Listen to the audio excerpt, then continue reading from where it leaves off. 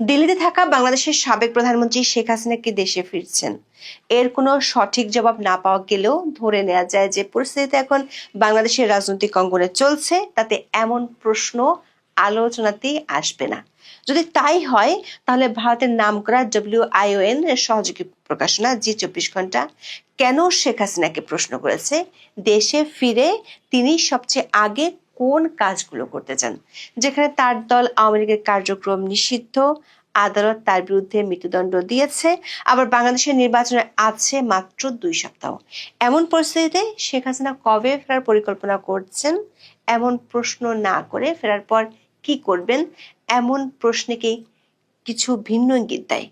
আবার বাংলাদেশের নিয়ন্ত্রিত নির্বাচনকে কেন্দ্র করে প্রধান দুই জোটের মধ্যে উত্তেজনা যখন তুঙ্গে, বিএনপির শীর্ষ নেতা থেকে শুরু করে হেভিওয়েট প্রার্থীরা প্রতিপক্ষের বাক্যবাণে নাস্তানুবোধ, ঠিক তখন নতুন এই সাক্ষাৎকারে বিএনপির প্রতি নমনীয় অবস্থানের বার্তা কেন দিলেন সাবেক প্রধানমন্ত্রী শেখ হাসিনা?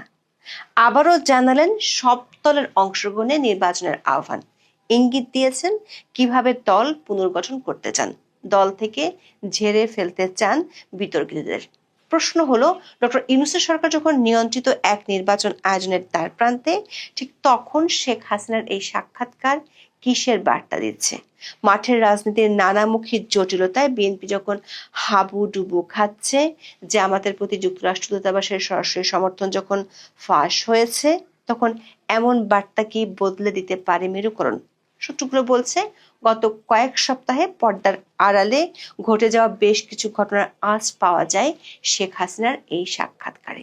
বিস্তারিত জানতে চলুন যাওয়া যাক বিশ্লেষণে।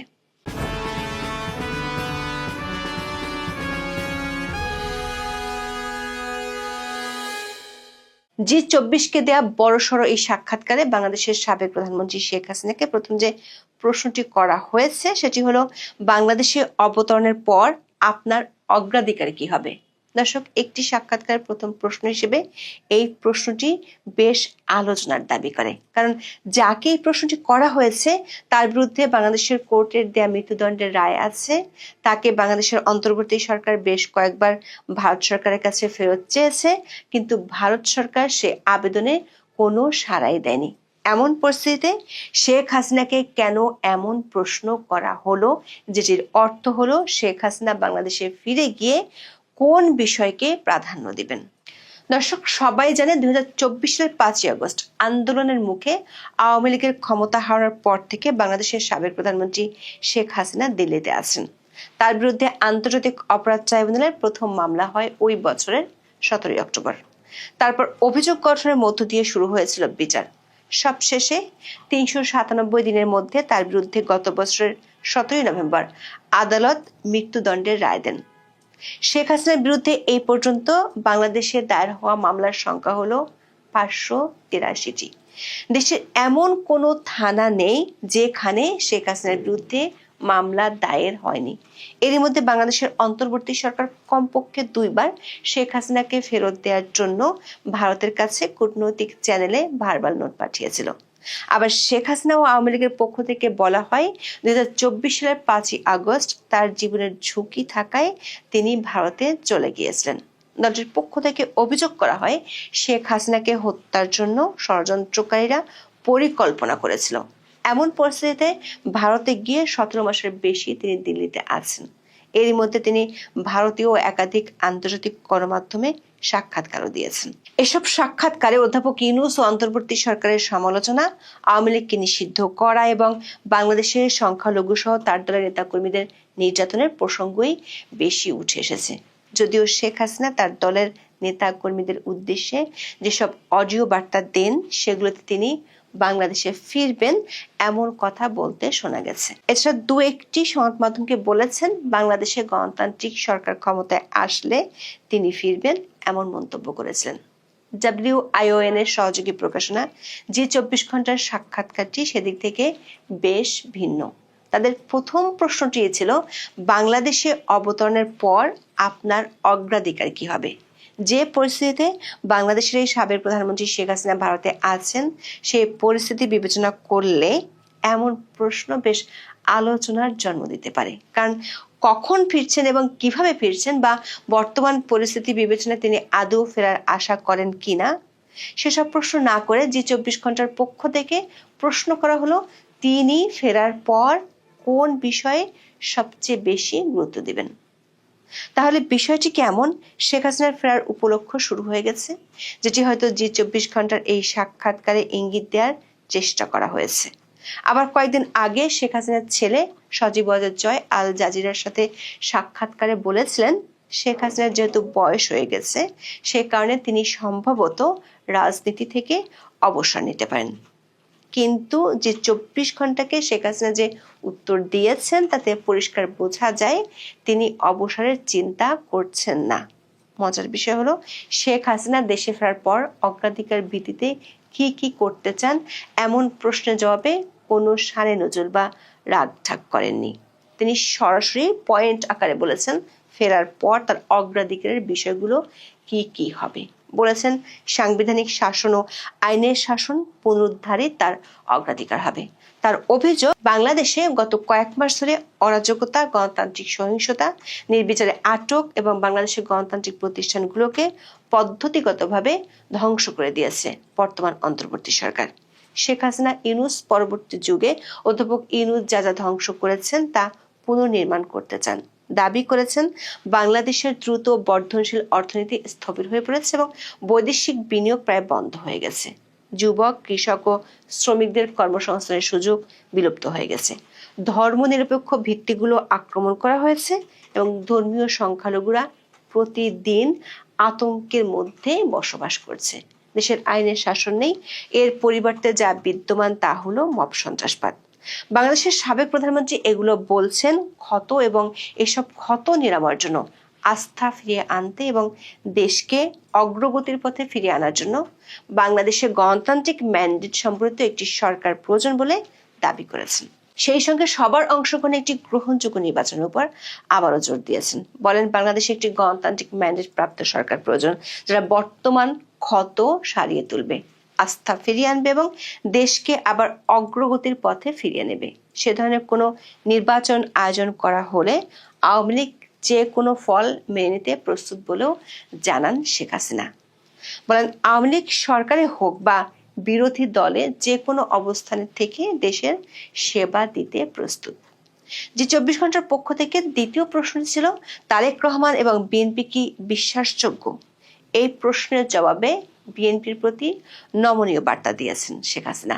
বলেন সংসদীয় রাজনীতিতে প্রতিদ্বন্দ্বী দল হিসেবে বিএনপি ও আওয়ামী লীগের সম্পর্কের ইতিহাস অনেক পুরনো। আওয়ামী লীগ সরকারে থাকার সময় বিএনপি বিরোধী দলে ছিল, আবার তারা যখন সরকারে ছিল আওয়ামী লীগের অবস্থান ছিল বিরোধীদের অবস্থানে। এভাবেই গণতন্ত্র কাজ করে এবং সুস্থ বিরোধিতা শাসন ব্যবস্থাকে শক্তিশালী করে। আওয়ামী লীগবিহীন মাঠের বর্তমান বাস্তবতা বিএনপি ও তারেক রহমানের জন্য অত্যন্ত কঠিন বলেও সতর্ক করেন শেখ হাসিনা। দর্শক, শেখ হাসিনা যে কঠিন পরিস্থিতির কথা বিএনপির জন্য বলেছেন তার অনেকটা আজ বাংলাদেশের ভোটের মাঠে দেখা যাচ্ছে। শেখ হাসিনার এই সাক্ষাৎকার প্রকাশের দিনই সকাল থেকে জামাত নেতৃত্বাধীন জোট বিএনপির শীর্ষ নেতৃত্বকে লক্ষ্য করে সরাসরি কামান দাগাতে শুরু করেছে। এরই মধ্যে বিভিন্ন আসনে দেখা যাচ্ছে রক্তক্ষয়ী সংঘাত। অন্তর্বর্তী সরকার পরিকল্পিত নির্বাচনের তারিখ যতই এগিয়ে আসছে মাঠে ততই নানামুখী চাপে পড়ছে বিএনপি। ঢাকা ৮ আসনে জামাত নেতৃত্বাধীন 11 দলীয় জোটের প্রার্থী ও এনসিপি নেতা নাসিরুদ্দিন পাটোয়ারির উপর ডিম নিক্ষেপ ও তার পরের ঘটনা নিয়ে 27 জানুয়ারি দিনভর মেতেছিল ফেসবুক। হাবিবুল্লাহ ভার কলেজে নাসিরুদ্দিনের উপর ডিম হামলা হয়। এই ঘটনার জন্য প্রতিদ্বন্দ্বী প্রার্থী বিএনপির জ্যেষ্ঠ নেতা মির্জা আব্বাসকে দায়ী করে তীব্র ভাষায় কটাক্ষ এসেছে এনসিপির পক্ষ থেকে। এখানেই শেষ নয়, মির্জা আব্বাসের বাড়ির সামনে এবং নির্বাচনী এলাকায় ব্যাপক শোডাউন দেখিয়ে মিছিল করেন জামাতের নেতাকর্মীরা। একদিন আগে প্রকাশ্য রাস্তায় আধা ইংরেজি আধা বাংলায় ইউরোপীয় ইউনিয়নের পর্যবেক্ষকদের কাছে বিএনপির বিরুদ্ধে ভয়াবহ অভিযোগ ঠুকতেও দেখা যায়। তারেক রহমান টাকা দিয়ে করাল বস্তিতে ভোট কিনছেন বলেও দাবি করে বসেন নাসিরুদ্দিন। শুধু জামাত জোট নয়, দলের বিদ্রোহী প্রার্থীরাও দুশ্চিন্তার কারণ হয়ে দাঁড়াচ্ছেন। বিদ্রোহী প্রার্থীর সমর্থকদের সঙ্গে বিএনপি জোট প্রার্থীদের সংঘাত হয়ে উঠছে নিয়মিত ঘটনা। ময়মনসিংহের ভালুকায় 25শে জানুয়ারি বিএনপির প্রার্থী ও বিদ্রোহী প্রার্থীর সমর্থকদের ব্যাপক সংঘর্ষ হয়। পরদিন পটুয়াখালী 3 আসনে বিএনপি জোটের প্রার্থী নুরুল হক নূরের সমর্থকদের সঙ্গে বিদ্রোহী হাসান মামুনের সমর্থকদের সংঘর্ষ হয়। শরীয়তপুর 2 আসনে 27শে জানুয়ারি বিএনপি ও জামাত সমর্থকদের সংঘর্ষে আহত হন কমপক্ষে 12 জন। শেখ হাসিনা বলেছেন, তারেক রহমান 17 বছর লন্ডনে আরামদায়ক নির্বাসন জীবন কাটিয়েছেন। তবে যে কোনো নেতৃত্বের জন্য জবাবদিহি ও সরাসরি মাঠে উপস্থিত থাকা প্রয়োজন। বিদেশ থেকে নির্দেশনা দেয়া এবং তারপর পরিস্থিতি অনুকূলে এলে হঠাৎ ফিরে এসে নিয়ন্ত্রণ নেওয়া খুব কঠিন। স্বল্প মেয়াদী স্বার্থে উগ্রবাদী গোষ্ঠীর সঙ্গে বিএনপির একাত্ম হওয়ার প্রবণতা উদ্বেগজনক বলে মন্তব্য করেন আওয়ামী লীগ সভানেত্রী শেখ হাসিনা। বলেন, ইতিমধ্যে দেখা গেছে বিএনপি কর্মীরা ভোটারদের বাড়িতে গিয়ে ভয় ভীতি দেখাচ্ছেন, ভোট দিতে বাধ্য করতে তারা সহিংসতার হুমকি দিচ্ছেন।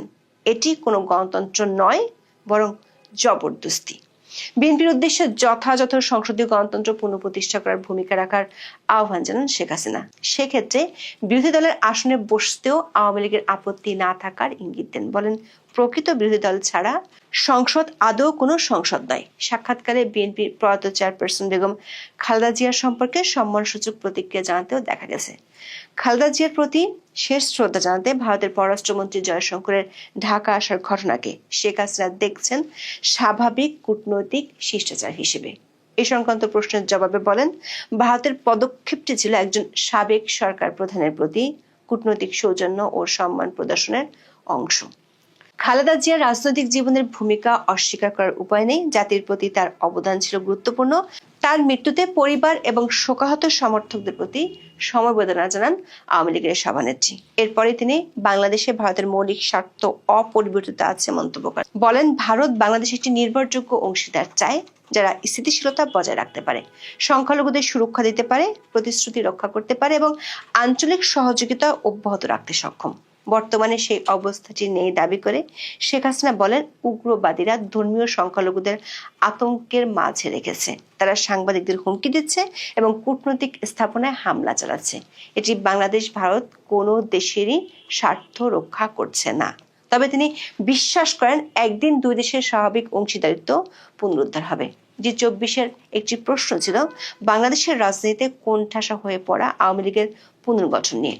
শেখ হাসিনা জবাবে আওয়ামী লীগের নেতৃত্ব পুনর্গঠনের উদ্যোগ নেওয়ার ইঙ্গিত পাওয়া গেছে। তিনি দাবি করেছেন, আওয়ামী লীগ কখনোই একটি পরিবারের দল ছিল না। এটি কোটি কোটি বাংলাদেশের দল, যারা গণতন্ত্র, স্বাধীনতা এবং 1971 সালের মূল্যবোধে বিশ্বাস করে। তবে বর্তমান সংকট দলের কোথায় কোথায় সংস্কার প্রয়োজন তা দেখিয়ে দিয়েছে। শেখ হাসিনা বলেছেন, তিনি কোন ধরনের নেতা খুঁজছেন দল পুনর্গঠনের জন্য। বলেছেন, এখন এমন নেতাদের প্রয়োজন যারা নতুন প্রজন্মের সঙ্গে সংযোগ স্থাপন করতে পারেন। তারা শহর ও গ্রামীণ এলাকায় তরুণদের চ্যালেঞ্জগুলো বুঝতেও সক্ষম হবেন।